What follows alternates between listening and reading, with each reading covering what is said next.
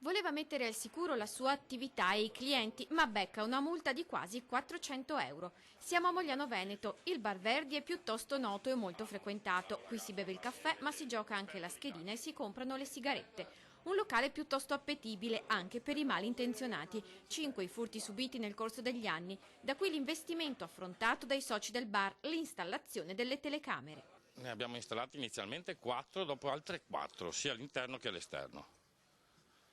E questo ci dà un attimino di più di sicurezza. Tutto procedeva per il meglio finché la scorsa settimana non arrivava la visita dell'Ispettorato del Lavoro. I dipendenti passano l'esame, ma gli ispettori mettono gli occhi anche su quelle telecamere. Ha visto che abbiamo le telecamere e ha visto che non abbiamo ancora l'autorizzazione da parte della prefettura. L'abbiamo già chiesta, la stiamo solo aspettando e ci saranno dei tempi 2-3 mesi, non lo so. Ci vogliono sanzionare. 380 euro in attesa dei tempi tecnici della burocrazia e l'obbligo di spegnere l'occhio elettronico.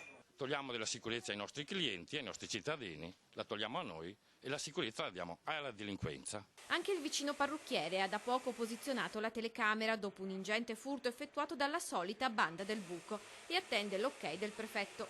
Le immagini delle telecamere, però autorizzate o meno, intanto sono state utili alle forze dell'ordine in più casi. Anche un motorino qui davanti, proprio sotto il marciapiede, perché non possiamo riprendere la strada, no?